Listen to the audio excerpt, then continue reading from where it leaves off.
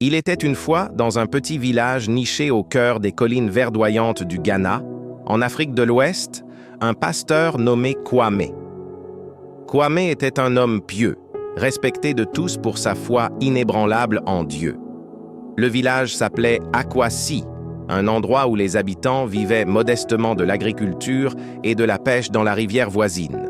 Les cases étaient faites de terre rouge et de toits de paille, et les enfants coururent pieds nus dans les ruelles poussiéreuses, riant sous le soleil ardent.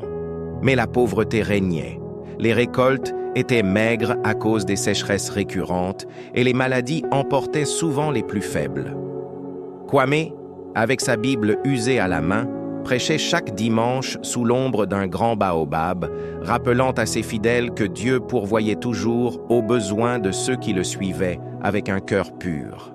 Kwame avait une famille, une épouse aimante nommée Adwoa, qui l'aidait à soigner les malades du village, et un frère cadet, Kofi, un homme ambitieux et rusé qui n'avait pas la même ferveur religieuse. Kofi passait ses jours à rêver de richesse, voyageant parfois vers les grandes villes comme Accra pour chercher des opportunités, mais revenant toujours les mains vides. Les deux frères s'aimaient, mais leurs chemins divergeaient. Kwame cherchait la gloire divine, tandis que Kofi poursuivait la gloire terrestre. Une nuit, alors que la lune pleine illuminait le ciel étoilé d'Afrique, Kwame fit un rêve extraordinaire. Dans son sommeil, il vit un ange descendu du ciel, enveloppé d'une lumière éblouissante. L'ange lui parla d'une voix douce comme le vent dans les palmiers. « Kwame, serviteur fidèle, Dieu t'a choisi. Sur la colline sacrée d'Azante, au nord du village, se cache un trésor d'or pur, enfoui depuis des siècles par les ancêtres. Cet or n'est pas pour toi seul, mais pour tout le peuple d'Akwasi. Rassemble les villageois, creusez ensemble avec humilité et gratitude et utilisez cet or pour améliorer vos vies. Construisez une école pour les enfants, un dispensaire pour les malades et des puits pour l'eau propre. Mais souviens-toi, la cupidité corrompt le cœur. Partage-le, ou le malheur s'abattra. » Kwame se réveilla en sueur, le cœur battant. Il savait que ce n'était pas un simple rêve, mais une vision divine. Le lendemain matin, il raconta son expérience à Adwoa, qui l'encouragea à obéir à la volonté de Dieu. Excité, Kwame convoqua une assemblée au village. Sous le baobab, il s'adressa à la foule. « Mes frères et sœurs, Dieu m'a parlé. Il m'a montré un endroit sur la colline d'Azante où repose de l'or. Pas pour moi, mais pour nous tous. Nous irons creuser ensemble et avec cet or, nous transformerons Akwasi. Nous aurons des champs irrigués, des médicaments pour nos enfants et une église plus grande pour louer le Seigneur. » Les villageois, émerveillés, applaudirent. Pour la première fois depuis longtemps, l'espoir brillait dans leurs yeux. Ils commencèrent à préparer les outils, pioches, pelles et même des chants traditionnels pour invoquer la bénédiction des ancêtres. La colline d'Azante était un lieu mystique, couvert de forêts denses où les esprits étaient censés veiller. Les anciens racontaient des légendes sur des trésors gardés par des serpents sacrés ou des vents furieux, mais Kwame les rassura. Dieu est plus fort que tout esprit. Nous irons avec la prière au cœur. Cependant, au milieu de cette effervescence, Kofi, le frère de Kwame, revint au village après un voyage. Quand il entendit parler de la vision, ses yeux s'illuminèrent d'une lueur avide. Il prit Kwame à part un soir, alors que les grillons chantaient dans la nuit. « Frère, dit Kofi, pourquoi partager avec tout le monde? Pense à nous, cet or pourrait nous rendre riches. Toi et moi, nous pourrions creuser en secret, prendre ce qui nous revient et ensuite aider le village à notre manière. Dieu t'a montré cela à toi, pas à eux. C'est un signe pour notre famille. » Kwame hésita. Au fond de lui, il savait que c'était contre la volonté divine. Mais les mots de Kofi semèrent le doute. « Et si c'était vrai ?» se dit-il.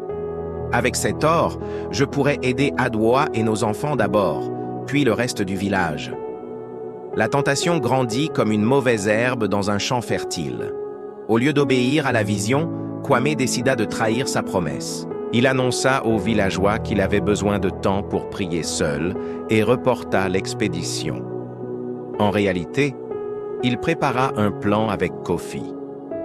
Ils iraient creuser la nuit suivante, juste eux deux, pour s'approprier l'or.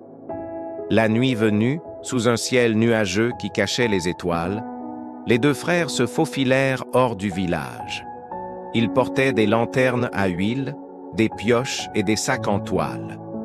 La colline d'Assante se dressait devant eux, sombre et imposante, avec ses arbres tordus comme des gardiens ancestraux. Ils marchèrent en silence, escaladant les pentes rocailleuses, évitant les ronces et les serpents qui rampaient dans l'ombre. Kwame sentait un malaise grandir en lui. Il murmurait des prières, mais son cœur n'était plus pur. Kofi, lui, riait doucement. « Bientôt, frère, nous serons des rois. Imagine, des maisons en dur, des voitures et même un voyage à l'étranger. » Après des heures d'efforts, ils arrivèrent à l'endroit exact que Kwame avait vu en rêve.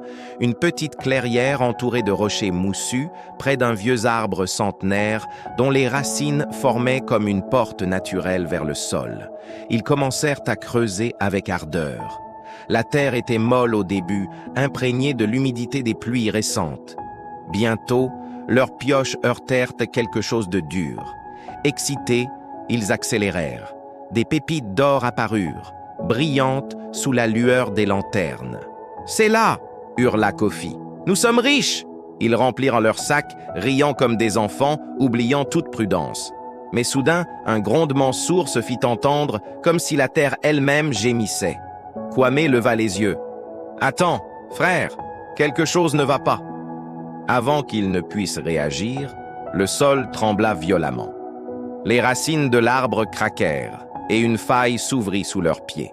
La colline, affaiblie par des années d'érosion et peut-être par la malédiction des ancêtres, s'effondra dans un chaos de poussière et de rochers. Kwame et Kofi furent engloutis vivants, leurs cris étouffés par la terre qui les recouvrait.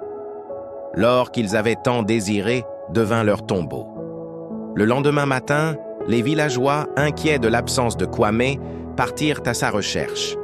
Ils trouvèrent la clairière dévastée, un immense cratère où gisait l'arbre abattu, et des traces de pioches abandonnées.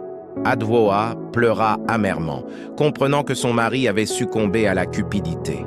Les anciens secouèrent la tête. Les esprits ont puni ceux qui ont volé ce qui appartenait à tous. Dieu donne, mais il reprend quand le cœur s'égare. Des semaines plus tard, guidés par les récits de la vision de Kwame, les villageois décidèrent d'honorer la parole divine. Ils creusèrent ensemble avec prières et chants et trouvèrent un autre filon d'or non loin de là. Cette fois, ils le partagèrent équitablement. Une école fut construite où les enfants apprirent à lire, un dispensaire sauva des vies et des puits apportèrent l'eau pure. Akwasi prospéra, devenant un exemple de communauté unie. Mais l'histoire de Kwame et Kofi se transmit de génération en génération comme un conte africain ancien, une leçon sur l'importance de l'humilité, du partage et de l'obéissance à la volonté divine. Car en Afrique, on dit que la terre garde ses secrets pour ceux qui les respectent et punit ceux qui les profanent par avidité. Et ainsi, sous les étoiles éternelles, le village d'Akwasi continua de vivre en harmonie, rappelant que la vraie richesse réside dans le cœur, non dans l'or enfoui.